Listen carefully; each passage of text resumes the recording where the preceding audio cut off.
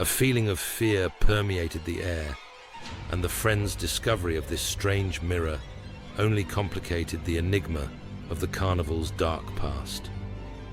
Emma, Sophie, and Tom gathered around the mirror, their breaths visible in the cold, dank air.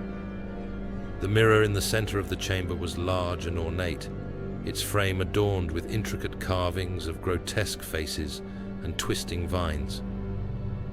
The glass surface seemed to ripple, as if it was not reflecting the chamber, but something far more sinister.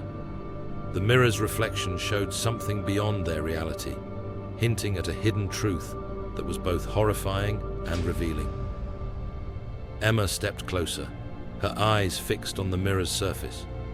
Instead of their own reflections, the mirror showed a nightmare-fueled vision of the carnival in its prime. The scene was filled with twisted, ghastly figures performing grotesque acts, their faces twisted in eternal anguish. Sophie gasped, "I can't look at this anymore. This is brutal." Tom adjusted his camera, trying to capture the disturbing scene, but the footage revealed only static. The mirror's reflection shifted, showing a dark ritual being performed by shadowy figures dressed in carnival costumes. Emma's face went pale as she recognized some of the symbols they've noticed around the carnival grounds that now adorn the diary. These are the same symbols we saw before. They must play a role in the dark ritual mentioned in this diary. Sophie nodded, her mind racing as she pieced together the clues. As they continued to watch, the mirror's image shifted again, showing a room full of mirrors.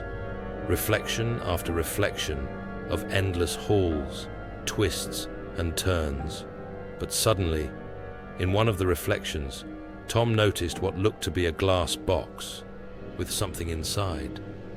There was no way to tell how big or small it was, but a growing sense of dread filled Tom's body. "Guys, there's something in that glass box just there, but I can't quite make out what." It was far away in the reflection, but as the group moved even closer to the mirror, the image of the box became clearer, and all three friends exclaimed at once, "Jake!" Just as they began to comprehend the mirror's revelation, the chamber was engulfed in an icy gust of wind. The mirror's surface shattered, sending shards flying through the air. The friends ducked for cover as the mirror's fragments landed around them. In the chaos, Emma dropped the diary. Everyone checked themselves for injuries and got back on their feet.